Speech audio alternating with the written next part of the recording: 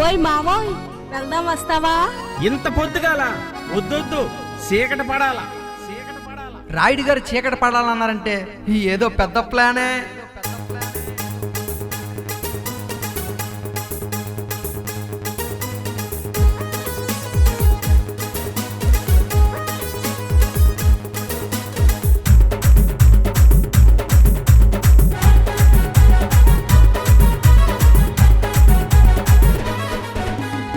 మా ఊరి పెద్దరాయుడు పొద్దుగాలో తన్నాడు, మా ఊరి పెద్దరాయుడు పొద్దుగాలో తన్నాడు.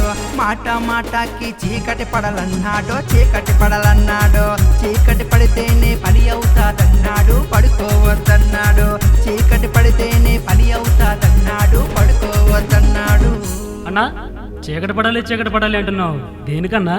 అరే తమ్ముడు, మరి కళ్ళ ముందు ఇంతమంది పాపలు తిని మరి డప్పులు, ఆ డీజేకి స్టెప్పులు ఇవన్నీ చూడాలి, చిందులేయాలంటే చీకటి పడాలి కదరా మరి. ఓ అవునన్నో. అందుకే మా ఊరి పెద్దరాయుడు పొద్దుగాలో తన్నాడు, మా ఊరి పెద్దరాయుడు పొద్దుగాలో తన్నాడు.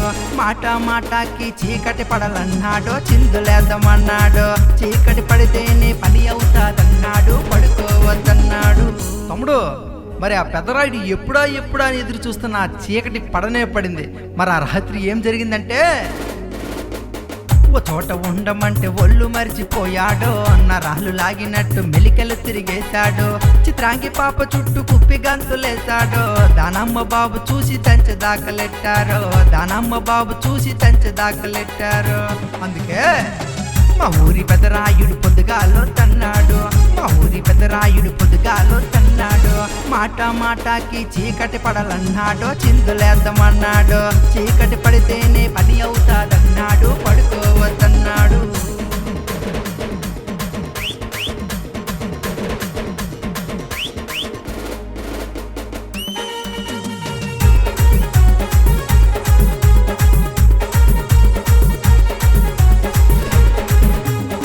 డీజే మోతల్లో మొండి కేకలేశాడు, బాజా డప్పుల్లో బండి ఉరకనిచ్చాడు. భామా వస్తావా బంతులాట కన్నాడు, భారీ జనములోన బట్టలిప్పి తన్నారు, భారీ జనములోన బట్టలిప్పి తన్నారు. అందుకే మా ఊరి పెద్దరాయుడు పొద్దుగాలో తన్నాడు, మా ఊరి పెద్దరాయుడు పొద్దుగాలో తన్నాడు. మాట మాటకి చీకటి పడాలన్నాడు, చిందులేద్దామన్నాడు. చీకటి పడితేనే పని అవుతాదన్నాడు, పడుకోవద్దన్నాడు.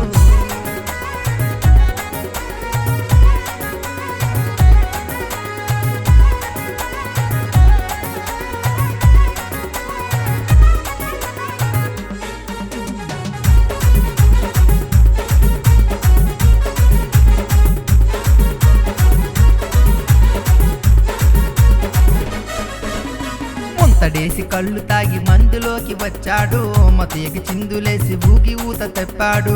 కురకరు కాలు నిండా కుమ్మి కుదిపిపోయారు, మత ఇరిగి రోడ్డు మీద పట్ట పగలనున్నాడు, మత ఇరిగి రోడ్డు మీద పట్ట పగలనున్నాడు. అందుకే మా ఊరి పెద్దరాయుడు పొద్దుగాలో తన్నాడు, మా ఊరి పెద్దరాయుడు పొద్దుగాలో తన్నాడు. మాట మాటకి చీకటి పడాలన్నాడు, చిందులేద్దామన్నాడు. చీకటి పడితేనే పని అవుతాదన్నాడు, పడుకోవద్దన్నాడు.